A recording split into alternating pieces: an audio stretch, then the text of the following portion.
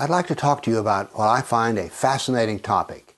That is, the topic of Islamic ethics, and in particular, a part of Islamic ethics which are called sacred deception or Takiyya, T-A-Q-I-Y-Y-A. Let me give you a few ethical rules that come from the Hadith.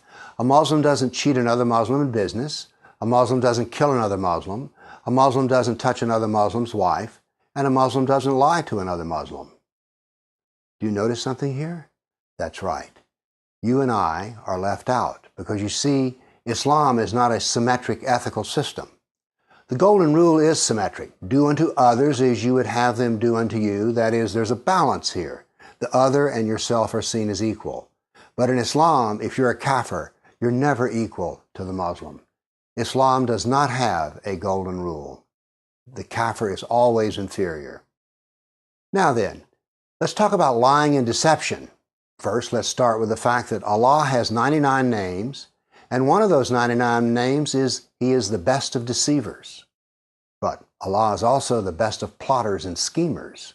So given that, is it too surprising that we find in the Quran, chapter 16, verse 106, those who disbelieve in Allah after having believed, who open up their hearts to disbelief, will feel the wrath of Allah and have a terrible punishment. In other words, apostates can be killed or otherwise punished. But it goes further. But there is no punishment for anyone who is compelled to deny Allah in words, but whose heart is faithful.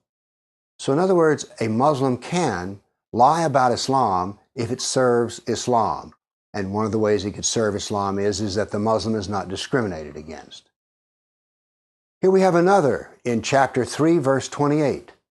Believers should not take kafirs, unbelievers, as friends in preference to other believers. Whoever does this shall have no relationship left with Allah. In other words, if you're a real friend, you're no longer a friend of Allah.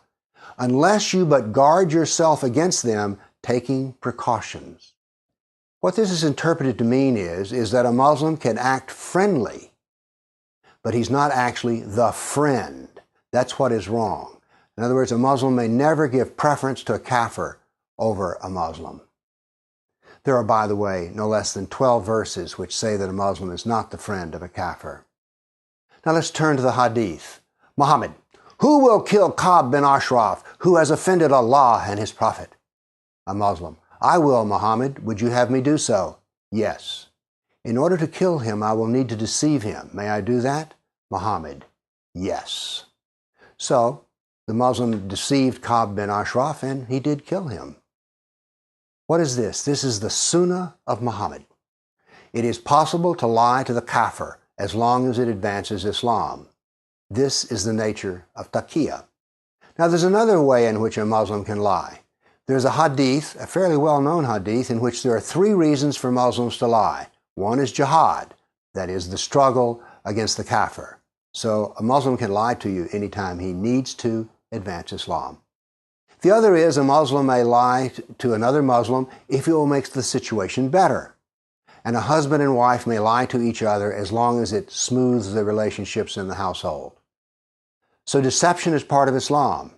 Allah is a deceiver, Muhammad was a deceiver, and therefore every Muslim can be a deceiver. It is so special that it has a name, Takiyya.